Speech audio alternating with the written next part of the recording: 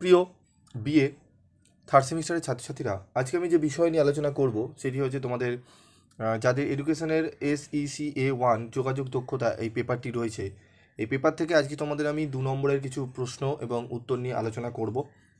তো পার্ট 1 এবং পার্ট 2 দুটো ভিডিও দেবো, সেই দুটো ভিডিওতে যে প্রশ্নগুলো আলোচনা করব 2 নম্বরের জন্য সেগুলো তোমরা ভালো করে যাও।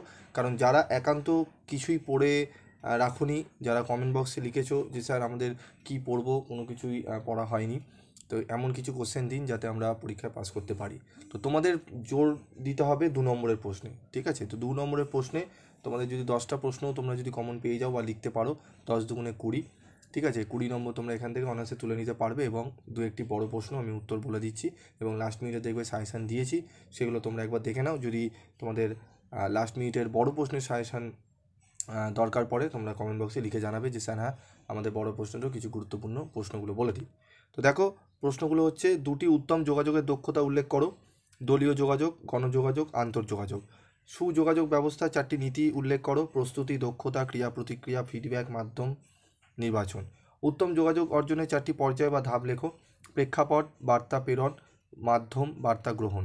যোগাযোগ ব্যবস্থার 2টি নীতি উল্লেখ করো। ক্রিয়া প্রতিক্রিয়া, ফিডব্যাক, ঠিক আছে? যোগাযোগ প্রক্রিয়া কী কী? যোগাযোগ প্রক্রিয়া কী কী? যোগাযোগের প্রক্রিয়াগুলি: প্রেক্ষাপট, উৎস, বার্তা প্রেরণ, মাধ্যম, সংকেত যুক্তকরণ, বার্তা গ্রহণ, সংকেত মুক্তকরণ, প্রতি সংকেত।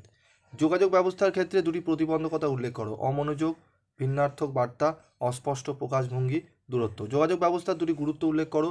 সম্পর্ক গঠন হয়, দলগত যোগাযোগে বিভিন্ন তথ্য জানা যায়। 2টি সুষ্ঠু শ্রবণ দক্ষতার লক্ষণ লেখো। বার্তা অর্থ বুঝতে পারা, শ্রোতার বক্তব্যের ভিত্তিতে সঠিক উত্তর দেওয়া। শ্রবণের ধাপগুলি কী কী? বার্তা গ্রহণ, বার্তার অর্থ বোঝা, ঠিক আছে, আত্মস্থ করা।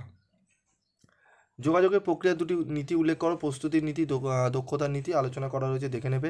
যোগাযোগ প্রক্রিয়া 2টি উপাদান কী কী? প্রেরক, যোগাযোগ প্রক্রিয়া শুরু হয় প্রেরকের কাছ থেকে। গ্রাহক, যার উদ্দেশ্য প্রেরক কিছু বার্তা প্রেরণ করেন, তিনি হলেন গ্রাহক। যোগাযোগ প্রক্রিয়া ফিডব্যাক বলতে কী বোঝো? ফিডব্যাক বলতে সাধারণত গ্রাহকের প্রতিক্রিয়াকে বোঝায়, অর্থাৎ কোনো বার্তা গ্রহণ করার পর গ্রাহক কীভাবে সেই বার্তা প্রতিক্রিয়া করলো, তাই হলো ফিডব্যাক। যোগাযোগের প্রক্রিয়াগুলি কী কী দেখে নাও। উৎস, নির্দিষ্ট চিহ্ন বা সংকেত, সার্বিক চিন্তা, তথ্য প্রক্রিয়াকরণ এবং সংগঠিত করা। যোগাযোগ প্রক্রিয়ার মূল ধাপগুলি কী কী? ধাপগুলো দেখে নাও। যোগাযোগ প্রক্রিয়ার প্রেরক কাকে বলে? যোগাযোগ প্রক্রিয়া যার কাছ থেকে শুরু হয় তাকেই বলা হয় প্রেরক। যোগাযোগ প্রক্রিয়ার গ্রাহক কাকে বলে? যোগাযোগ প্রক্রিয়ার যার উদ্দেশ্যে প্রেরক কিছু বার্তা প্রেরণ করেন তাকেই বলা হয় গ্রাহক। যোগাযোগের প্রতিবন্ধকতাকে কয়টি ভাগে ভাগ করা যায় ও কী কী? প্রতিবন্ধকগুলি হলো প্রাকৃতিক প্রতিবন্ধকতা, ভাষাগত প্রতিবন্ধকতা, মানসিক প্রতিবন্ধকতা, পটভূমিগত প্রতিবন্ধকতা। যোগাযোগের প্রাকৃতিক প্রতিবন্ধকতাগুলি কী কী? গোলযোগ, অদৃশ্যতা, পরিবেশগত ও শারীরিক অস্বাচ্ছন্দ্য, দুর্বল স্বাস্থ্য প্রভৃতি। তো এই প্রশ্নগুলো তোমরা ভালো করে রেডি করো। আমি পরবর্তী ভিডিওতে আরও কিছু 2 নম্বরের প্রশ্নগুলো নিয়ে আলোচনা করব।